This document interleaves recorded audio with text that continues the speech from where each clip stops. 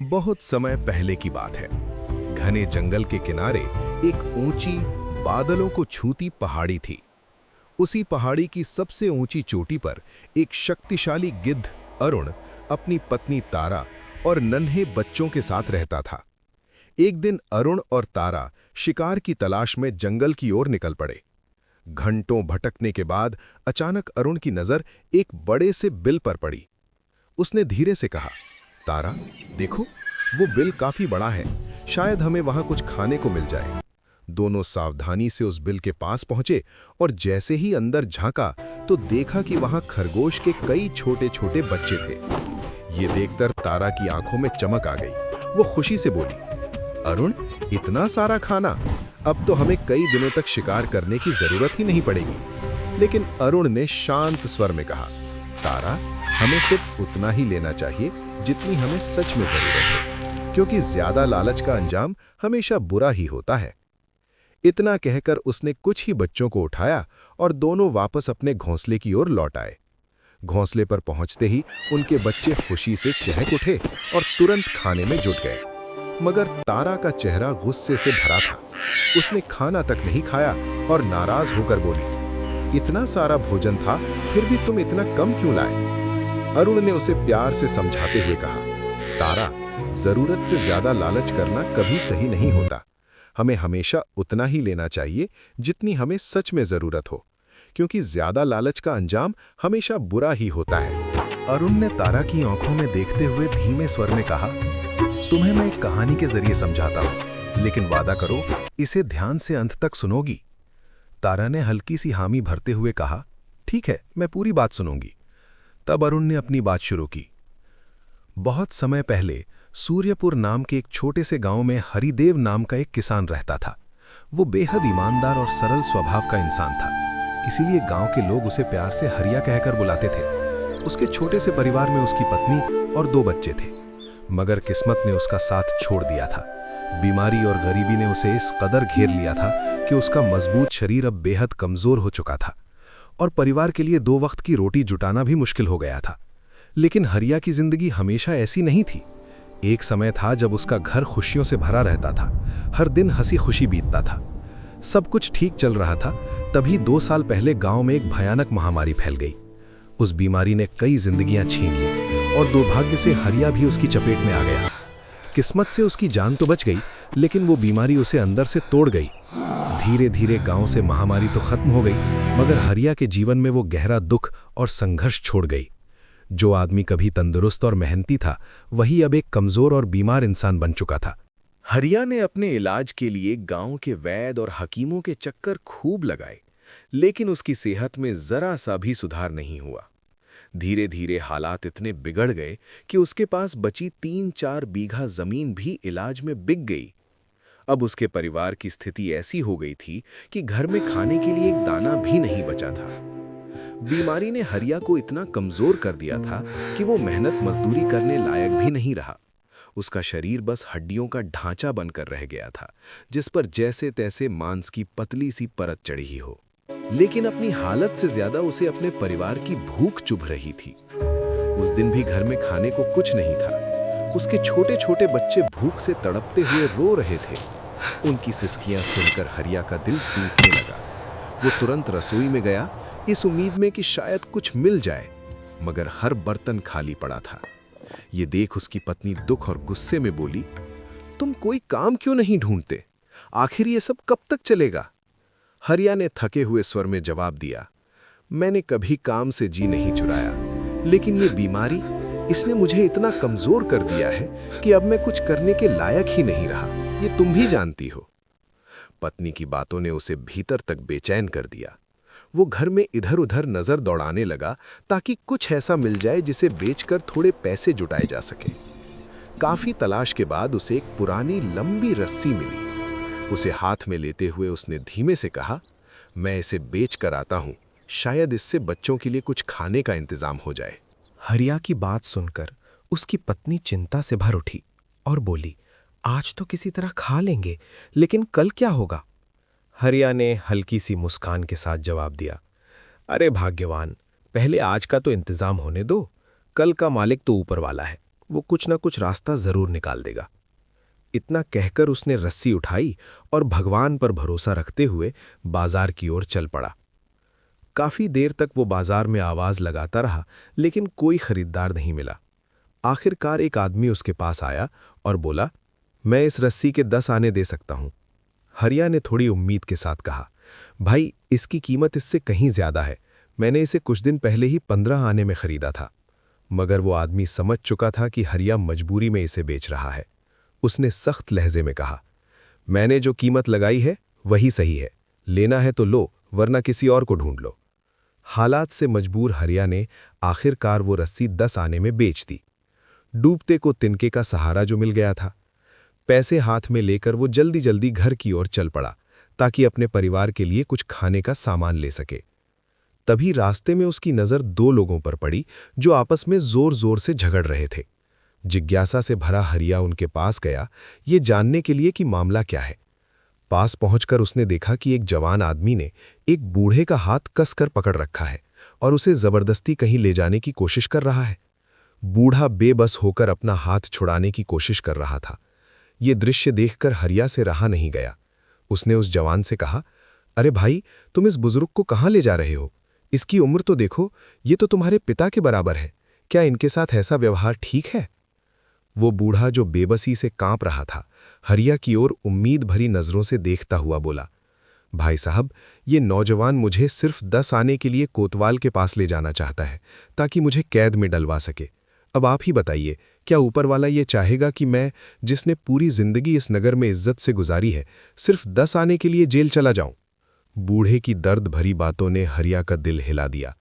उसने उस नौजवान को समझाने की कोशिश की, लेकिन वो जरा भी नर्म पड़ने को तैयार नहीं था। हरिया के मन में उथल-पुथल मच गई। क्या सच में कोई मुझसे भी ज्यादा मजबूर हो सकता है? उसने सोचा, अगर ये बूढ़ा जेल चला गया तो उसके परिवार का क्या होगा? यही सोचकर उसने बिना देर किए अपनी जेब से वो 10 आने निकाले और नौजवान की ओर बढ़ाते हुए बोला, लो, ये रहे तुम्हारे पैसे, अब इसे छोड़ दो। पैसे मिलते ही नौजवान वहां से चला गया। बूढ़े ने राहत की गहरी सांस ली। उसकी आंखों में कृतज्ञता भर आई। वो हाथ जोड़कर हरिया को दुआएं देने लगा, भगवान तुम्हारा भला करे बेटा, तुम्हें इसका 100 गुना फल दे। उन दुआओं की गूंज दिल में लिए हरिया धीरे धीरे अपने घर की ओर लौटने लगा। रास्ते भर उसके मन में एक ही ख्याल था, अब उसे खाली हाथ ही घर जाना पड़ेगा। लेकिन साथ ही उसे एक सुकून भी था कि अपनी तंगहाली के बावजूद उसने किसी की मदद की है। यही सोचते हुए वो घर पहुंच गया। दरवाजे पर खड़ी उसकी पत्नी ने जब उसे झुके सिर और खाली हाथ देखा तो सब समझ गई। उसने चिंता से पूछा, क्या हुआ, तुम खाली हाथ क्यों लौट आए, और वो रस्सी? तब हरिया ने पूरी घटना उसे बता दी। उसकी बात सुनकर पत्नी के चेहरे पर हल्की सी मुस्कान आई और उसने शांत स्वर में कहा, तुमने जो किया वो सही किया, एक सच्ची नेकी की है तुमने। पत्नी ने गहरी सांस लेते हुए कहा, तुमने एक बूढ़े को जेल जाने से बचा तो लिया, लेकिन ये भी समझो कि जो दिया घर की रोशनी के लिए होता है, उसे कहीं और ले जाकर नहीं जलाया जाता। अब बताओ, अपने बच्चों को क्या खिलाओगे, उनका मन कैसे बहलाओगे? इस पूरे नगर में कौन आएगा जो उनके पेट की जिम्मेदारी उठाएगा? उसकी बातें सुनकर हरिया कुछ पल चुप रहा, फिर धीमे स्वर में बोला, तुम सही कहती हो, मैं तुम्हारी हर बात मानता हूं, लेकिन वो बूढ़ा हमसे भी ज्यादा परेशानी में था, मैं उसे यूं नहीं छोड़ सकता था। पत्नी ने थोड़ा सख्त होकर कहा, अब पछताने से क्या होगा, जो होना था हो गया, बस आगे से ऐसी गलती मत करना। हरिया जानता था कि उसकी बातें कड़वी जरूर हैं, लेकिन सच भी उतना ही गहरा है। वो असमंजस में पड़ गया, क्या करे क्या ना करे। तभी अचानक उसके मन में एक ख्याल कौन था। वो उठकर घर के कोने कोने में नजर दौड़ाने लगा, शायद कोई ऐसी चीज मिल जाए जिसे बेचकर कुछ पैसे जुटाए जा सके। लेकिन टूटी फूटी चीजों के सिवा उसे कुछ भी काम का नजर नहीं आया। थककर वो वापस खड़ा ही हुआ था कि उसकी नजर एक पुराने बिस्तर पर पड़ी जिस पर बच्चे सोते थे। उसकी आंखों में हल्की सी उम्मीद जागी। उसने पत्नी से कहा, मैं तो इसी चीज की तलाश कर रहा था, क्यों ना मैं इस बिस्तर को ही बेचाऊं? पत्नी तुरंत बोल उठी, बच्चे पहले ही भूखे हैं और अब तुम उनका ये पुराना बिस्तर भी छीनना चाहते हो? हरिया ने गंभीर होकर कहा, तुमने खुद ही कहा ना कि बच्चे भूखे हैं, तो सबसे जरूरी क्या है, उनका पेट भरना या ये पुराना बिस्तर? बिस्तर रहे या ना रहे फर्क नहीं पड़ेगा, लेकिन अगर उन्हें खाना ना मिला तो कैसे चलेगा?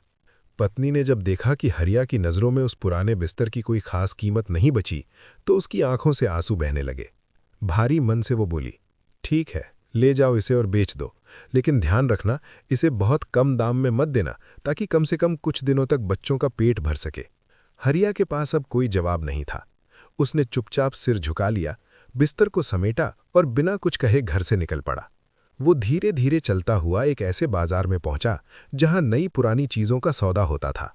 वहां खड़े होकर उसने बिस्तर बेचने की आवाज लगानी शुरू की, लेकिन लोग कम ही उसकी ओर ध्यान दे रहे थे। जो कुछ लोग पास आते भी वे बिस्तर को इधर उधर पलट कर देखते, उसमें कमियां निकालते और बिना कुछ कहे आगे बढ़ जाते। आखिर काफी देर बाद एक आदमी ऐसा भी आया जिसे वो बिस्तर थोड़ा पसंद आया। उसने कीमत पूछी तो हरिया ने हिम्मत जुटाकर कहा, 12 आने। ये सुनते ही वो आदमी हंस पड़ा और बोला, इस फटे पुराने बिस्तर के लिए भला कौन 12 आने देगा। इतना कहकर वो आगे बढ़ गया। हरिया का दिल बैठ गया, लेकिन मजबूरी ने उसे पीछे हटने नहीं दिया। वो तुरंत उस आदमी के पीछे भागा, उसका हाथ पकड़कर बोला, हुजूर, ऐसा मत कीजिए, मुझे पैसों की सख्त जरूरत है, आप चाहें तो कम दाम में ही ले लीजिए। आखिरकार बहुत मोल भाव के बाद उसने वो बिस्तर सिर्फ 8 आने में बेच दिया। पैसे हाथ में आते ही वो घर की ओर चल पड़ा, लेकिन उसके कदम भारी थे। रास्ते भर वो यही सोचता रहा कि इन थोड़े से पैसों में ऐसा क्या खरीदे कि बच्चों का पेट भी भर जाए और उनका मन भी थोड़ा खुश हो जाए। इसी उधेड़बुन में डूबा हरिया आगे बढ़ ही रहा था कि अचानक उसे किसी के रोने की धीमी आवाज सुनाई दी। वो ठिठक कर खड़ा हो गया और ध्यान से सुनने लगा कि आवाज कहाँ से आ रही है। थोड़ी ही दूरी पर उसने देखा, एक बूढ़ी औरत अपने जवान बेटे का हाथ थामे गिड़गिड़ा रही थी। बेटा, मुझे किसी वैद्य या हकीम के पास ले चल, मेरी हालत बहुत खराब है। लेकिन वो नौजवान बेचैनी से अपना हाथ छुड़ाते हुए कह रहा था, माँ मुझे जाने दे, मैं तेरे इलाज के लिए पैसे कहाँ से लाऊं। ये दृश्य देखकर हरिया का दिल फिर पसीज गया। वो उनके पास गया और झगड़े की वजह पूछी। बूढ़ी औरत ने आंसू पोंछते हुए कहा, मैंने इसे पालने के लिए दिन रात एक कर दिया, और आज जब मैं बूढ़ी हो गई हूं तो ये मुझे इलाज के लिए भी नहीं ले जाना चाहता। नौजवान ने झुकी नज़रों से जवाब दिया, मैं मानता हूं कि मेरी माँ ने बहुत कष्ट झेले हैं, लेकिन मैं मजबूर हूं, मेरे पास इलाज के लिए पैसे ही नहीं हैं। उनकी बातें सुनकर हरिया कुछ पल के लिए गहरी सोच में डूब गया। फिर बिना कुछ कहे उसने अपनी फटी पुरानी चादर के कोने में बंधे 8 आने निकाले और उस नौजवान की ओर बढ़ा दिए। वो नौजवान हैरान रह गया। उसे यकीन ही नहीं हुआ कि कोई अजनबी इस तरह उसकी मदद कर सकता है। वो कृतज्ञता से भरकर हरिया के पैरों में गिरने ही वाला था, लेकिन हरिया ने उसे रोक लिया और शांत स्वर में कहा, मेरे दोस्त, समय मत गवाओ, जाओ अपनी माँ का इलाज करवाओ। माँ बेटा धन्यवाद देते हुए वहां से चले गए और हरिया वहीं खड़ा रह गया, अपने ही ख्यालों में खोया हुआ। अब उसके पास कुछ भी नहीं बचा था। उसके मन में तरह तरह के सवाल उठ रहे थे। उसने सही किया या गलत, लेकिन भीतर कहीं एक सुकून भी था। धीरे धीरे वो घर की ओर चल पड़ा, मगर इस बार उसके कदम बेहद भारी थे। भूख और बीमारी ने उसे इतना कमजोर कर दिया था कि अब उससे ठीक से चला भी नहीं जा रहा था। किसी तरह गिरते पड़ते हरिया अपने घर तक पहुंचा।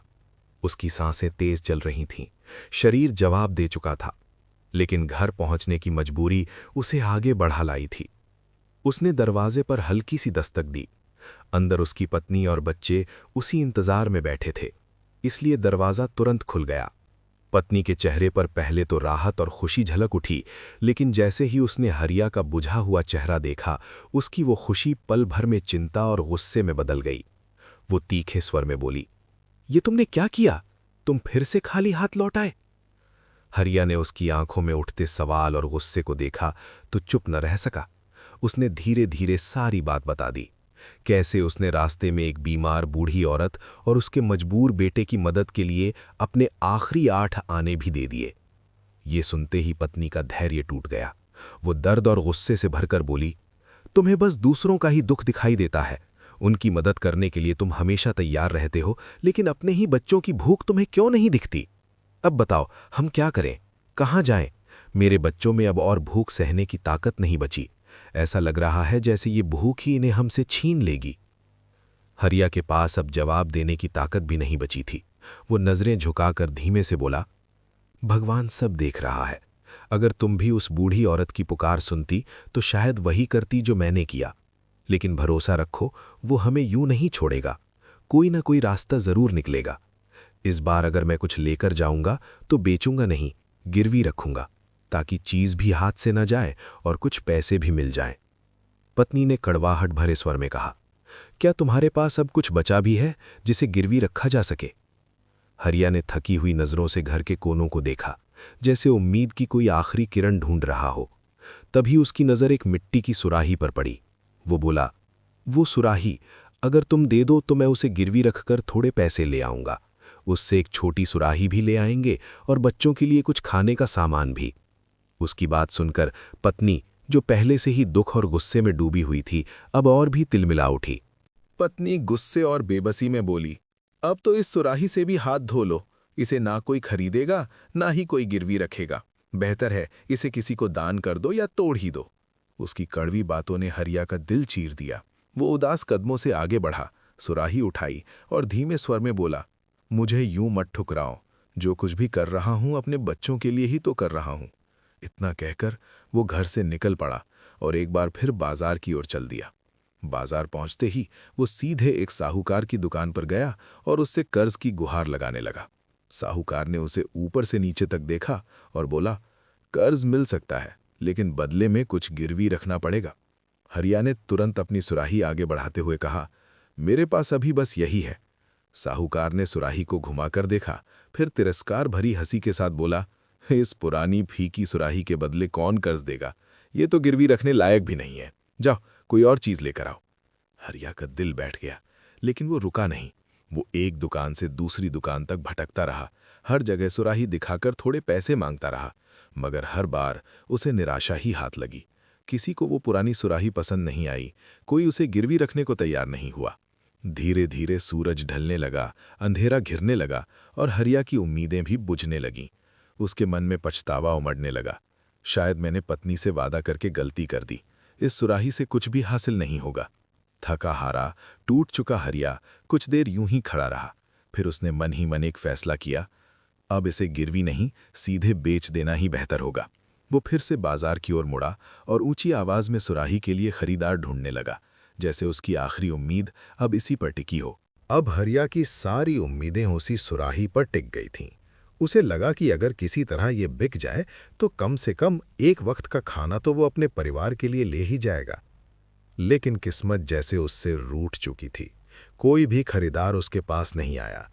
धीरे धीरे सूरज ढल गया, बाजार की रौनक खत्म हो गई और अंधेरा छा गया। अब पूरा बाजार सोना था और हरिया अकेला खड़ा रह गया। थक हार कर वो एक हल्की सी रोशनी के पास जाकर बैठ गया, जो पास के एक मकान की खिड़की से बाहर आ रही थी। वहीं बैठा वो गहरे ख्यालों में डूब गया। अब घर कैसे जाऊं? पत्नी और बच्चों को क्या जवाब दूं? उसकी आंखों में बेबसी साफ झलक रही थी। तभी अचानक उसे पास से किसी की आवाज सुनाई दी, मछली ले लो। ये एक मछली बेचने वाला था, जो खुद भी बेहद गरीब और परेशान नजर आ रहा था। वो भी आकर उसी जगह बैठ गया जहां हरिया बैठा था। उस मछुआरे के पास एक लाल रंग की मछली बची हुई थी, जिसे उसने अपने पास रख दिया। थोड़ी ही देर में दोनों के बीच बातचीत शुरू हो गई। उन्होंने एक दूसरे को अपनी अपनी कहानी सुनाई, दुख, मजबूरी और संघर्ष से भरी हुई। मछुआरा बोला, लगता है हमारी हालत एक जैसी ही है, क्यों ना हम एक दूसरे की मदद कर ले? हरिया ने उसकी ओर सवाल भरी नजरों से देखा। मछुआरे ने आगे कहा, मेरे पास ये एक लाल मछली बची है और तुम्हारे पास ये सुराही। अगर तुम चाहो तो हम अदला बदली कर सकते हैं। तुम ये मछली ले जाओ, कम से कम आज रात तुम्हारे बच्चों का पेट तो भर जाएगा, और मैं इस सुराही को ले लेता हूं। हरिया कुछ पल सोचता रहा। उसके पास खोने के लिए अब कुछ भी नहीं बचा था। आखिर उसने धीमे से कहा, शायद हमारे पास और कोई रास्ता भी नहीं है। खाली हाथ घर जाने से बेहतर है कि मेरे पास कम से कम कुछ तो हो। और यही सोचकर उसने वो सौदा मंजूर कर लिया।